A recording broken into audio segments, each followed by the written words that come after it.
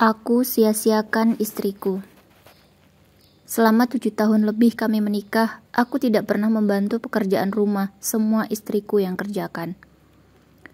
Aku menganggap aku lebih lelah daripada istriku. Aku menganggap dia tidak lelah di rumah. Aku anggap pekerjaan yang dia lakukan mudah dan sepele. Saat dia meminta bantuan, aku selalu menolak dengan alasan aku sudah capek kerja. Istriku mengurus 2 anak, yang satu usia 6 tahun, yang satu usia 1 tahun, dan ibuku yang sakit lumpuh.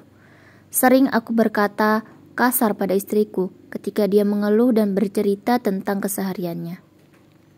Aku merasa itu tidak penting karena aku pun punya beban sendiri di kantor. Aku jarang mengangkat teleponnya. Aku tidak pernah mau dia titipi ketika pulang kerja. Padahal yang dia titipi hal penting seperti susu anak, obat ibuku, dan makanan.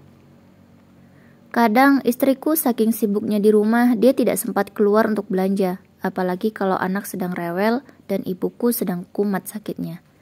Aku menyepelekan istriku, aku tidak mau membantunya. Aku suruh dia beli sendiri walaupun itu malam hari. Jarak apotek untuk beli obat ibuku bisa setengah jam dari rumah kami. Aku setega itu pada istriku. Pernah istriku terjatuh dari motor karena membelikan obat ibuku. Bukannya aku perhatian, justru aku marah padanya. Aku bodoh-bodohi dia. Aku berkata dia bodoh, tidak bisa apa-apa dan tidak bisa diandalkan. Belum sembuh lagi lukanya, aku suruh dia mengurus anak sampai akhirnya luka itu infeksi dan harus dirawat.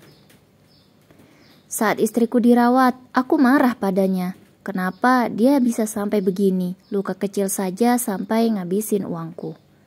Bahkan belum boleh pulang dengan dokter, aku memaksa istriku pulang karena tidak ada yang mengurus anak dan ibuku.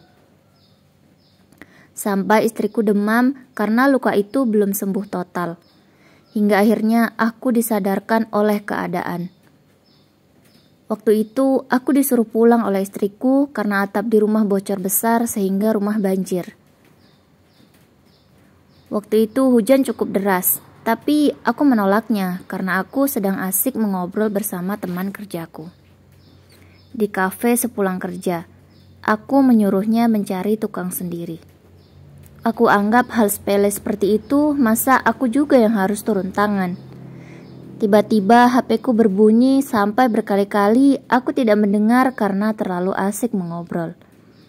Hanya ku beri tanda getar saja. Aku marah sekali karena istriku masih saja sibuk menelpon, mengganggu saja. Sampai akhirnya ku angkat. Ternyata anakku yang telepon. Dia bilang ibunya jatuh dari genteng.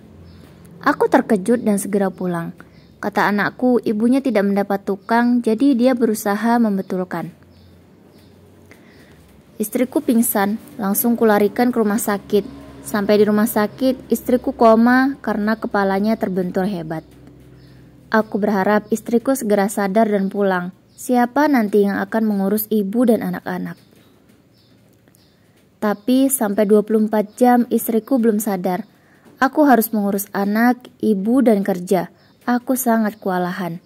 Aku tidak tahu obat mana yang harus ibuku minum pagi hari. Aku tidak tahu berapa ukuran susu yang harus aku buat untuk si kecil. Aku tidak tahu cara memasak. Aku tidak tahu anakku sekolah pakai seragam yang mana di hari Selasa. Aku tidak tahu makanan apa yang boleh dimakan atau tidak dengan ibuku. Aku tidak tahu seberapa hangat air untuk terapi ibuku dan mandikan anakku. Sampai aku menyiksa anakku karena airnya terlalu panas. Susunya salah ukuran, ibuku sampai kumat karena obatnya salah. 3 hari istriku koma, aku sudah gagal jadi ayah dan anak, gagal merawat dan mengurus mereka semua. Bagaimana kalau istriku pergi meninggalkan aku? Bagaimana aku mampu mengurus semua sendiri? Bahkan aku sampai membentak ibu dan anakku karena mereka komplain aku salah dalam mengurus mereka. Aku menyesal sekali, selama ini sudah menyepelekan istriku, tidak menganggapnya berharga dan penting. Maafkan aku sayang, kamu cepat sembuh ya, Aku janji akan berubah. Aku akan bantu kamu mengurus anak dan ibu. Cepat sadar sayang, aku mohon, maafkan aku.